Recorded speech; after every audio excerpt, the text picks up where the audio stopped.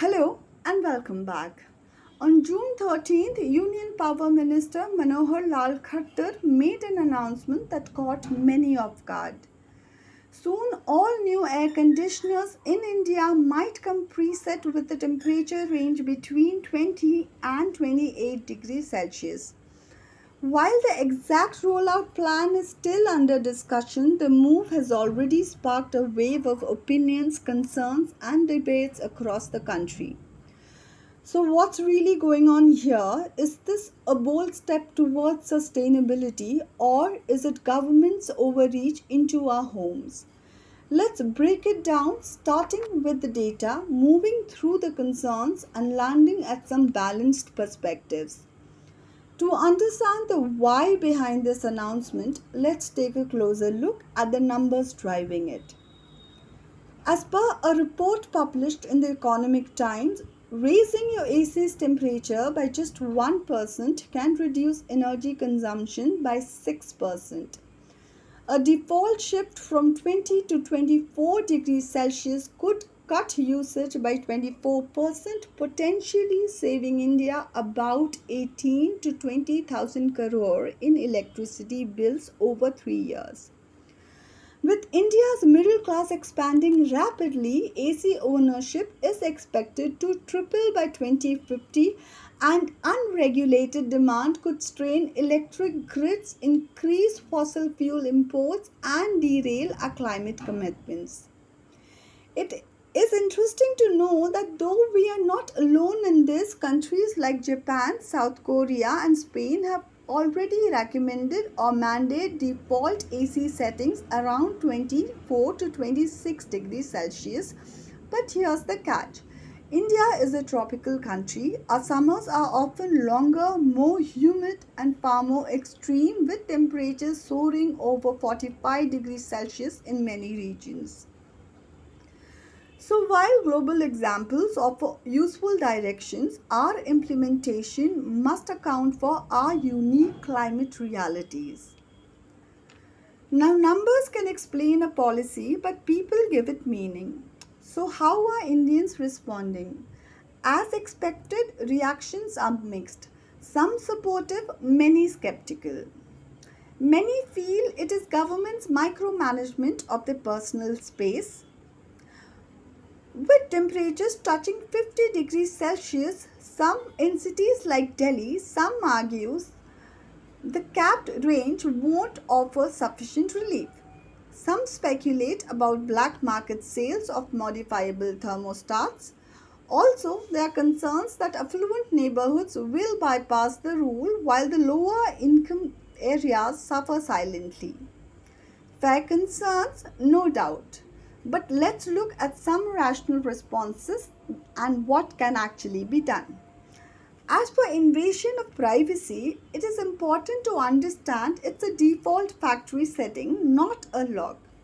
You can still set your AC between 20 and 28 degrees Celsius. About extreme weather, it is important to know this as well that a well serviced AC works efficiently even at 24 to 26 degrees Celsius in extreme summer temperatures experienced here in India. That being said, exceptions for medical needs and seniors must be clearly outlined. Talking about corruption risk, true, this needs strict audits, transparent enforcements, and consumer protections. There's also this concern regarding class bias.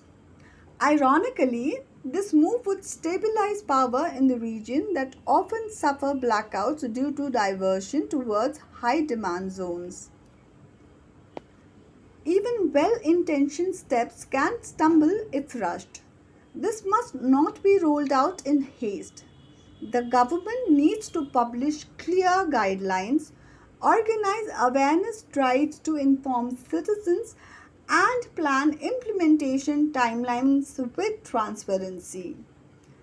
This isn't just a tech upgrade, it's a behavioral shift, and that needs time and trust. Zooming out, this isn't just about room temperature, it's about global temperature, energy justice, and climate goals. If done right, this aligns with Sustainable Development Goals number 7 and 13, which talk about affordable and clean energy and climate action.